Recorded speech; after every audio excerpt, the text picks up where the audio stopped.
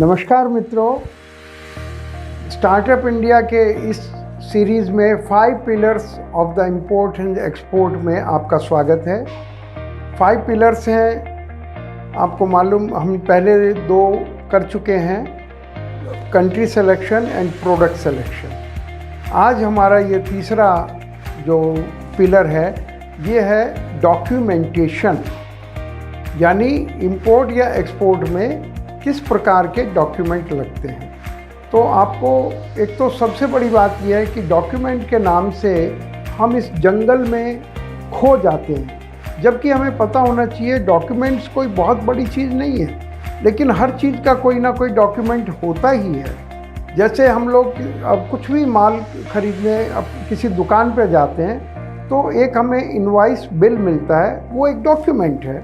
इसी प्रकार से जब इंपोर्ट या एक्सपोर्ट करते हैं तो उसमें कुछ ना कुछ डॉक्यूमेंट्स लगते हैं। लोकल बिजनेस में भी डॉक्यूमेंट्स बहुत से लगते हैं, तो इसमें कोई घबराने की बात नहीं है। कोई विशेष डॉक्यूमेंट्स नहीं होते हैं। कंट्रीज़ का एक्सचेंज होता है तो कुछ डॉक्यूमेंट्स ज़रूर होते हैं, तो उनकी हम थोड़ी सी आपको लिस्ट बताने वाले हैं। और एक्चुअल जो है वो आप जब हम स्टार्टअप इंडिया से आप जो दिए हुए नंबरों पे आप हमें कांटेक्ट करेंगे तो पूरा हमारे यहाँ ऐसा इंतज़ाम है कि आपको सपोर्ट देने का, ऑनलाइन सपोर्ट देने का, ऑफलाइन सपोर्ट देने का, और आप हमारे रिप्रेजेंटेटिव से दिए हुए नंबरों पे डायरेक्ट बात कर सकते हैं जब भी आपको बात करनी हो।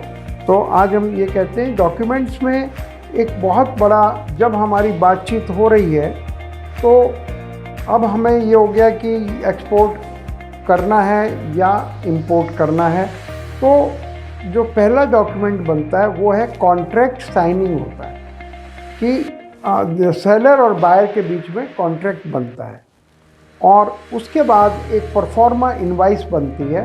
परफॉर्मा इनवाइस जैसा कि नाम से जाहिर है वो एक अप्रॉक्सीमेट इनवाइस होती है, क्योंकि उसमें क्वांटिटी वगैरह बाद में थोड़ा बहुत चेंज भी हो सकता है, और लेकिन डिस्क्रिप्शंस लिखे होते हैं, कहाँ से जाएगा, कहाँ से आएगा, मेजर चीज़ें सब लिखी होती हैं।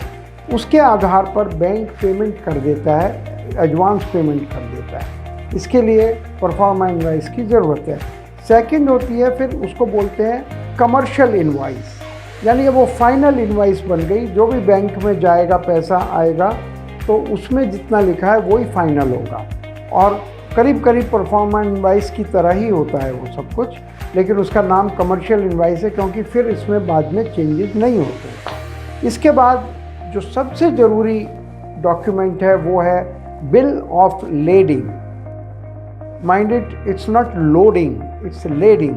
आई डोंट नो क्या रीज़न है, क्या ये पुरानी परंपरा से चलता आ रहा है कि जब माल लोड हो गया किस में, चाहे वो हवाई जहाज़ में या वो पानी के जहाज़ में, तो जो कंपनी ले जाने वाली है, जो एयरलाइन कंपनी है या शिपिंग लाइन कंपनी है, वो एक रसीद देती है कि हमने ये माल पाया, और उसके अंदर प्रॉपरली हर चीज़ लिखी होती है।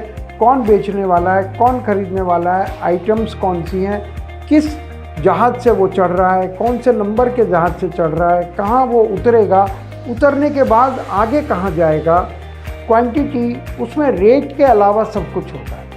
तो ये होती है bill of lending her shipping line का, लेकिन परफॉर्मा सेम होता है, उसका तरीका सेम होता है।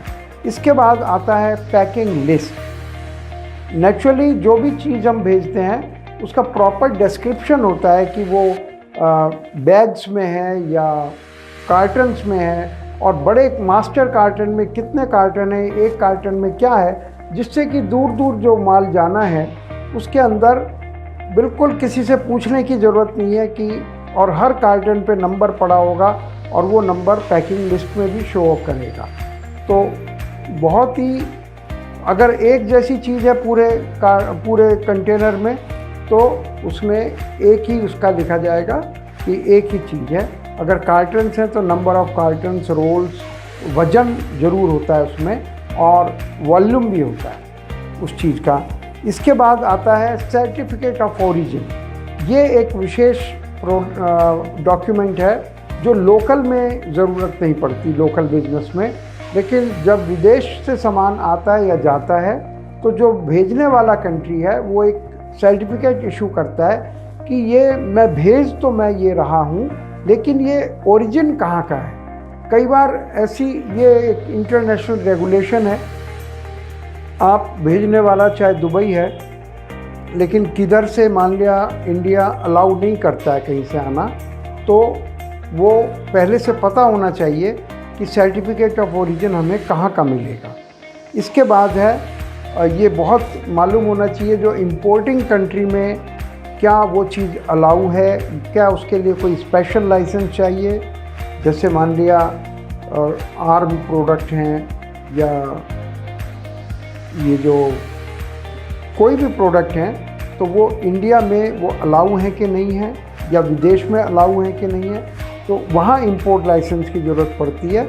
एक और चीज़ मैं आखिर आपको बोलने वाला हूँ, इंस्पेक्शन सर्टिफिकेट होता है थर्ड पार्टी इंस्पेक्शन, यानी जिस वक्त वो चीज़ लोड हो रही है तो हम थर्ड पार्टी एक इशू करती है सर्टिफिकेट कि जैसा हमने बायर ने मांगा था सब चीज़ें उसी तरह से लोड हुई हैं। अगर वो बैंक के थ्रू आ रहा है तो एलसी वगैरह भी होती है, लेटर ऑफ क्रेडिट। अदरवाइज़ ये स्टैंडर्ड डॉक्यूमेंट्स हैं और इसमें आपको घबराने की ज़रूरत नहीं है। आपको अपना बिजनेस चाहिए, ये डॉक्यूमेंट्स तो कोई भी आदमी बना देता है, 5-10 हज़ार का आदमी ये डॉक्यूमेंट्स बना सकता है और आपको एक ही बार ज़रूरत पड़ती है, बाकी आप इतना यूजुअल हो जाता है कि आप खुद बना सकते हैं। आपको अगर ये वीडियो अच्छी लगी हो तो आप कमेंट करिए, और अगर आपको कुछ भी जानना है तो लिखे हुए नंबरों पे आप हमें कांटेक्ट करिए और हमारे रिप्रेजेंटेटिव से बात करिए। This is the only platform startup India जहां हम जब आप काम शुरू करने जा रहे हैं तो पूरा हम आपको हैंड होल्ड सपोर्ट देते हैं।